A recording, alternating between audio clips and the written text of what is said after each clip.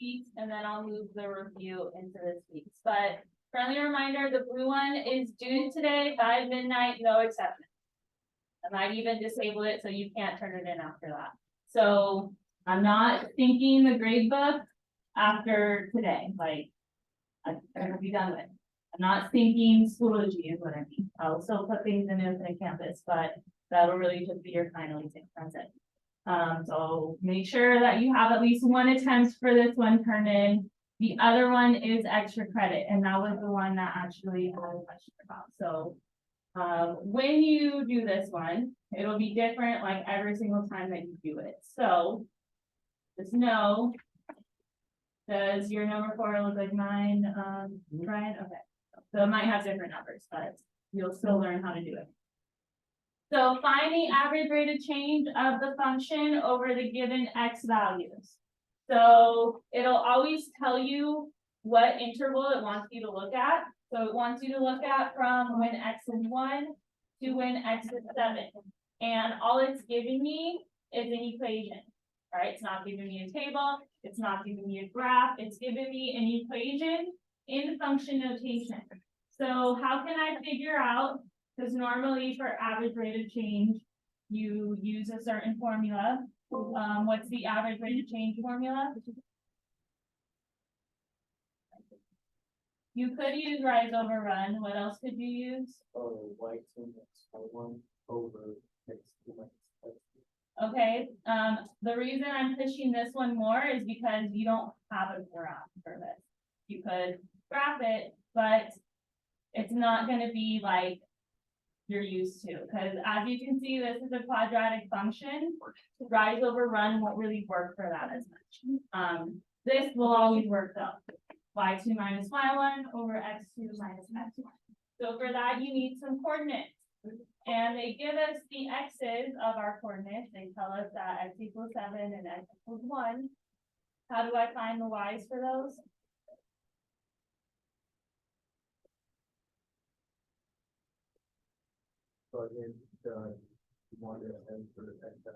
You plug it into the equation that's given to you.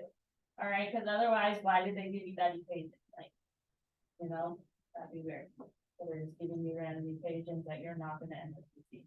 So then if I plug in the 1, you plug it in everywhere that there's an x. I strongly recommend you use a calculator, but this one's actually easy enough that I'm not going to. What's 1 squared? And then 1 times 1? 1. What's 1 plus 1? 1, 2. 2. So my y value when x is 1 is 2. And then you plug in the 7. What is 7 squared? 49. Because exponent first. And then multiplying, what's 7 times 1? 7. And then 49 plus 7. So then that's my y when x is 7. But again, strongly recommend just use a calculator. And use parentheses anytime you plug stuff in. So now that you've done that, you just label one of them as x1, y1, the other as x2, y2. And then the way that I labeled it, it would be 56 minus 2 over 7 minus 1. What's 56 minus 2? And 7 minus 1. 54 divided by 6. 9. So there you go. And then of course, on the green puzzle piece, it'll probably be different numbers, maybe a different equation every single time you click that one. So that's why this one's really good for practicing for your finals, because some of you are like on that borderline, like you need it to get to either the next grade or keep the grade, as I did put in your constructor response grades. But once I put in the other one, it's probably going to go down a little bit. So just try really study tonight using this one. All right, so good on that one. Questions on others from either puzzle piece?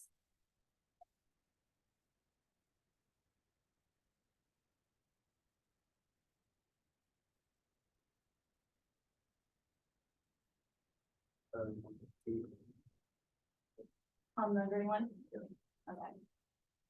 All right, so my number 8, Does your number 8 look similar? Okay. So my number 8 says a carpenter is putting a skylight in a roof if the roof measures 5x plus 8 by 4x plus 2, and the skylight measures 3x plus 4 by 2x plus 7. What's the area of the remaining roof after the skylight is built? And then it wants an answer in factored form. Okay, let me think for a second. A skylight in a roof. And the roof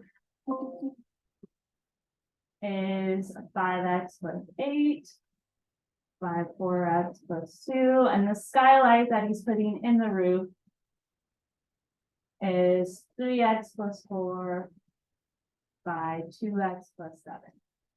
And we want the area of basically this, where I'm putting the green. Okay. Now, so you would need the area of the outside first. So we're gonna have to, how do you find area of a rectangle? So I'm gonna have to do 5x plus 8 times 4x plus 2. When you have two binomials multiplied together, you FOIL them. So what's 5x times 4x? 20x squared, because it's x times x. 5x times 2. 10x. Inner terms, 8 times 4. Or 8 times 4x. And then last terms, 8 times 2 is.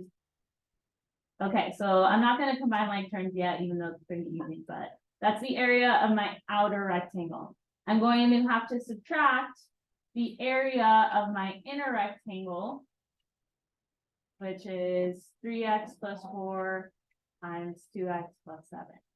So what's 3x times 2x? 6x squared, 3x times 7.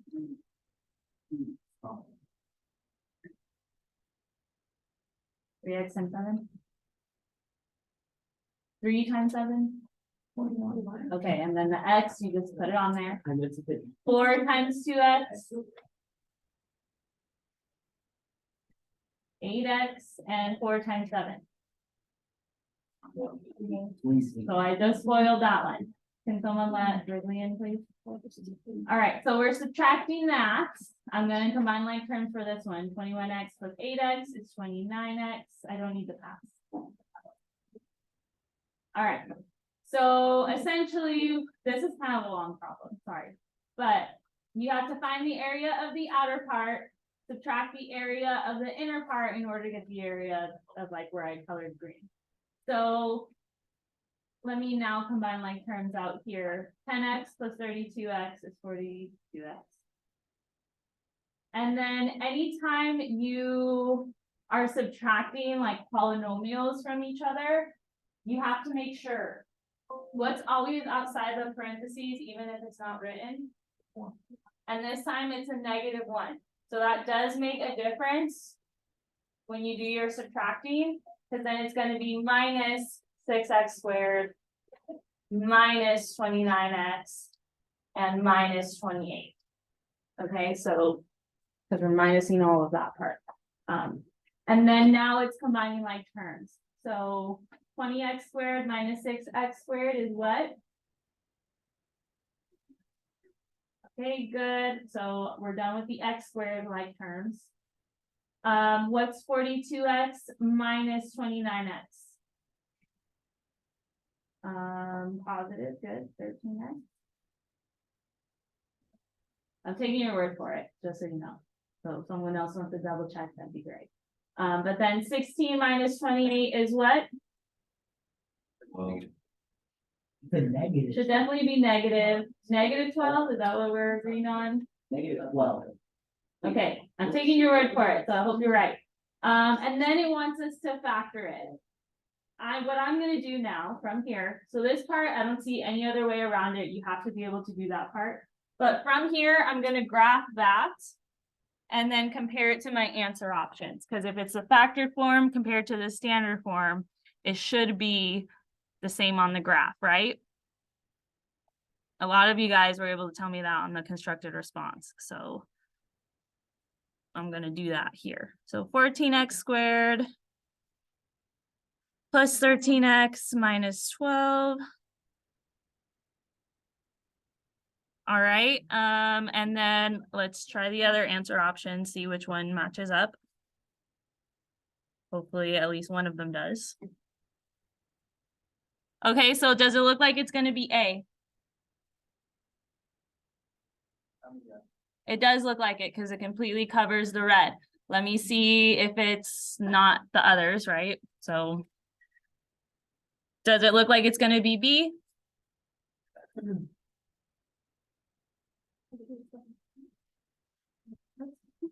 Does it look like it's gonna be C? No, they're different lines. And then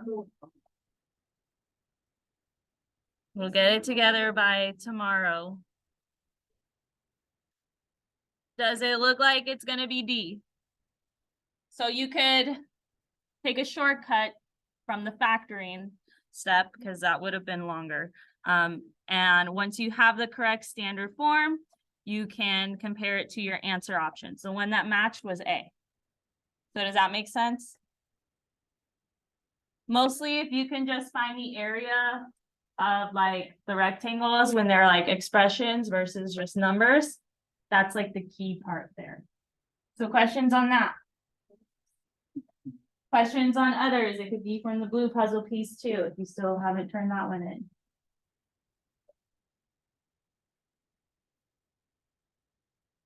Going once. Going twice. Last. Okay, well, if you